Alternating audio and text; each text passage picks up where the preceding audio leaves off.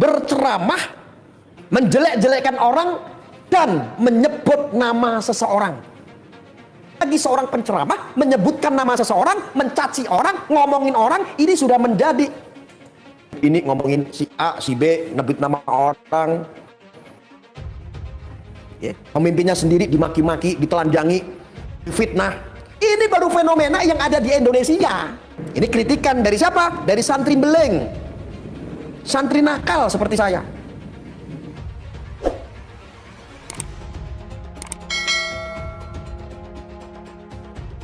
Sebetulnya ini hanya sebuah warning aja, pesan moral ya, pesan moral. Ibu-ibu kan kebanyakan kan orang awam nih.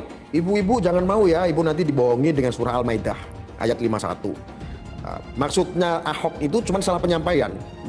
Niat untuk menistakan tidak ada, tetapi karena penyampaiannya adalah jangan mau ya dibohongi dengan surat Al-Maidah ayat 51, Bu.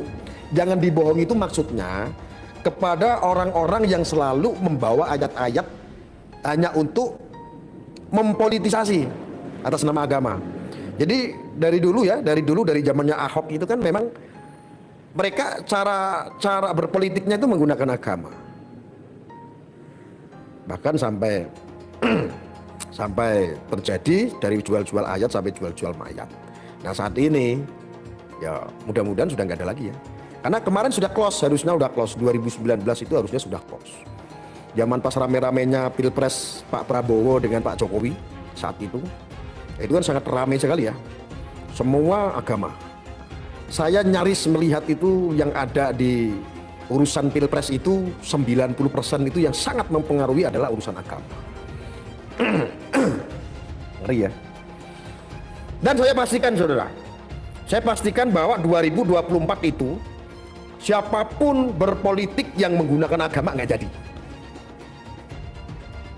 Kenapa? Semakin kesini masyarakat Indonesia ini sudah semakin pintar. Semakin kesini masyarakat Indonesia termasuk umat Islam itu sudah cerdas, sudah tidak mau ditipu dengan emblem-emblem agama, urusan politik. Ya, urusan politik. Karena bahaya sekali ketika urusan politik menggunakan agama, maksud saya sah-sah saja orang menggunakan dasar agama untuk bagaimana cara berpolitik dengan baik, itu boleh. Tetapi kalau mempolitisasi agama untuk kepentingan politik, ini yang tidak boleh. Karena bahaya, saudara. Nah, setuju nggak kalau seandainya 2024 tidak ada yang namanya politik agama? Setuju nggak? Salam sehat. Ya, saya jamaah semuanya, saudara-saudaraku. Waalaikumsalam warahmatullahi wabarakatuh.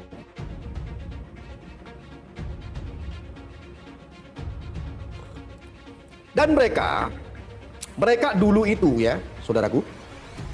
Mereka dulu ya, mereka itu menggunakan suara-suara yang dapat mempengaruhi atau ingin merangkul sebuah simpatisan dari masyarakat ini. Satu, agama yang digadang-gadang. Kedua adalah jargonnya itu adalah para habib. Para habib. Jargon mereka adalah para habib yang digunakan. Coba kalau tidak menggunakan gelar kehabiban, nyaris tidak ada pendukung. Ya salah satu contoh lah beginilah ya. Seandainya contoh nih Habib Rizik, seandainya nih Habib Rizik, kalau katakanlah seandainya Pak Rizik Sihab saja, ini nggak akan booming, pengikutnya tidak akan pernah banyak. Tapi karena ada habibananya, ada habibnya, tentu akan terlihat lebih mulia, saudara. Akan lebih terlihat lebih sempurna, lebih mulia, lebih suci, lebih bersih. Ketika orang-orang awam ini dicekoki, kalau kamu nggak ikut Habib, wah kamu nggak dapat syafaat loh. Kalau kamu nggak ngikutin Habib Rizik, kamu nggak ngikutin Habib Bahar, kamu nggak ngikutin Habib ini, kamu nggak dapat syafaat loh. Ayo kalau ingin berkah, apa yang disampaikan oleh Habib Rizik, oleh Habib Bahar untuk mendukung ini, ayo kita ikut supaya kita mendapatkan keberkahan.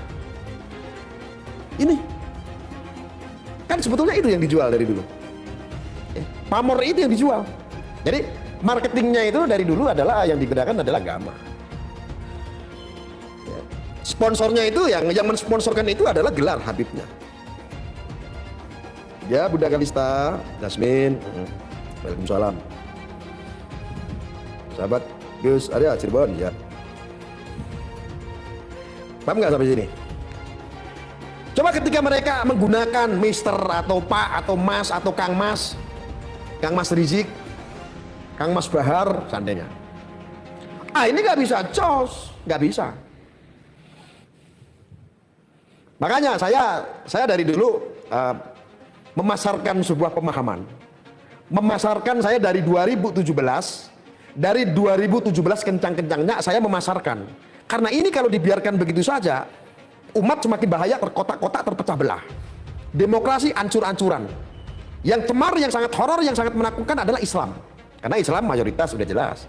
Ini akan terlihat horor dan menakutkan lama-lama Islam. Karena ulah siapa? Ulah mereka yang mempolitisasi agama. Siapa mereka? Mereka yang memiliki kepentingan dalam urusan pilpres kemarin.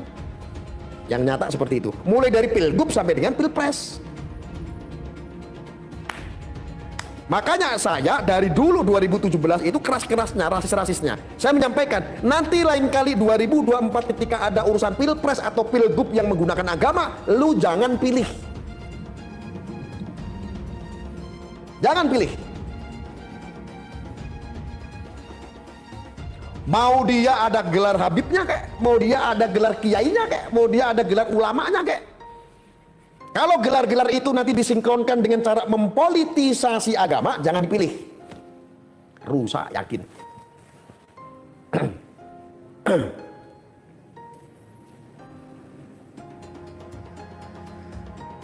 Dan jujur ya, saya ngopi dulu. Dan jujur, ini hanya ada di Indonesia. Framingan yang namanya Habib itu jujur ya, ini menurut pribadi saya. Framingan terhadap para habaib yang berpolitik ini menurut saya ini adalah pembodohan sepanjang masa. Kalau nggak diputus nggak dicegat atau nggak diputus mata rantai itu. Jujur masalah habaib ini sebetulnya pembodohan publik. Ini menurut saya. Ya. Cuma ada di Indonesia kok. Habib dan Habib seperti ini hanya ada di Indonesia. Jujur ini adalah pembodohan publik sebetulnya. Ayo kita mulai telusuri deh. Kalau nggak percaya kita telusuri. Yang namanya ada gelar Habib itu di abad berapa?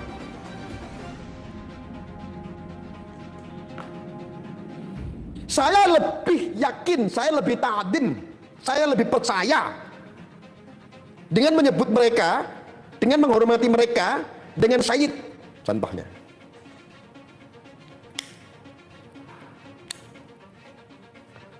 Kalau memang ada rah atau keturunan ya sebagai juriyah Rasulullah, saya lebih nyaman memanggil mereka itu Sayyid. Cuma ada di Indonesia kok. Semuanya ini menjadi Habib dan Habib. Kepentingannya apa sih sebetulnya? Kepentingannya hanya untuk ini, saudara. Jujur, Habib yang berpolitik seperti itulah yang merusak Islam sendiri.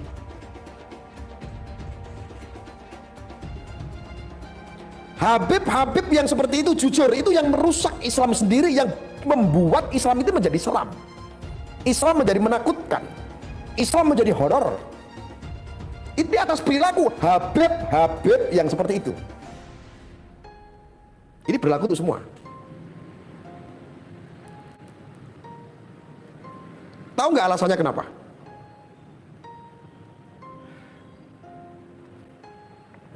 Ini yang perlu dikoreksi oleh para pendakwah siapapun itu. Mau nanti urusan pilpres kayak, mau urusan apapun kayak.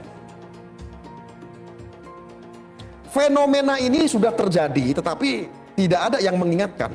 Tidak ada yang mengkritik. Kenapa? Dianggap suci. Kita ini orang-orang kotor, akhirnya melihat itu menjadi bodoh sendiri.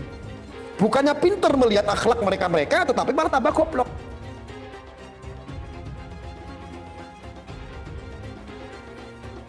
Ini sekarang begini aja deh, ajaran dari mana ketika ada seorang Habib nyebut nama orang, ceramah, menghina, ngomongin, nyebut nama orang. Ini hanya fenomena ada di Habib yang oknum yang ada di Indonesia.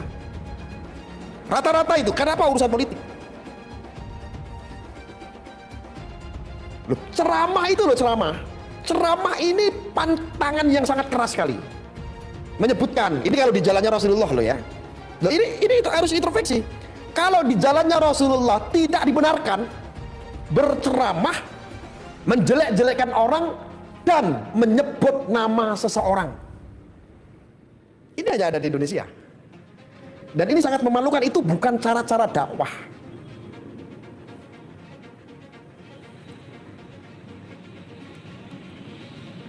Ayo introspeksi kalau tidak percaya. Saya butuh referensi, kitabnya mana, bagaimana, apakah itu dibenarkan, apakah itu jalan dakwahnya Rasulullah, nahi mungkarnya Rasulullah. Coba, saya minta referensi, ambil dari kitab mana. Ketika berceramah, ngomongin orang.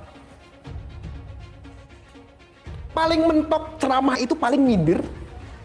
Itu boleh. Menceritakan sesuatu tanpa menyebutkan seseorang atau individunya. So, kasih saya referensi, saudara-saudara. Ambil pelajaran ilmu dari mana? Kitab apa? Saya butuh referensi itu. Dan fenomena ini berjalan sudah berpuluh-puluh tahun. Bahkan tidak segan-segan lagi seorang penceramah menyebutkan nama seseorang, mencaci orang, ngomongin orang. Ini sudah menjadi santapan setiap media.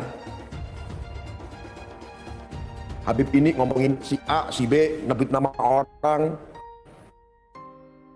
Pemimpinnya sendiri dimaki-maki, ditelanjangi, fitnah. Ini baru fenomena yang ada di Indonesia. Ngeri loh, ngeri ini kalau tidak dikritik kayak begini, ngeri sekali. Kenapa tidak ada yang berani mengkritik?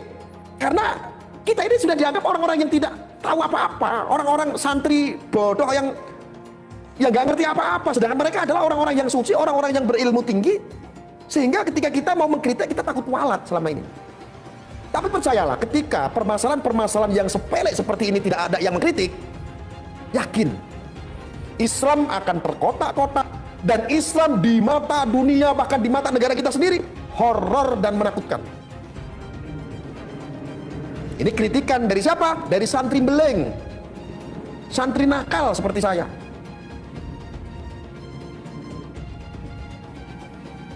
Coba, dibenarkan tidak mereka orang-orang yang kalian anggap suci, kalian yang agung-agungkan sebagai seorang zuriyah sekalipun, cucu Nabi ngakunya sekalipun, ada cucu Nabi ke-25 sekalipun ngakunya, dibenarkan tidak mereka menggunakan cara-cara dakwahnya seperti Rasulullah? Tidak, saudara. Tidak.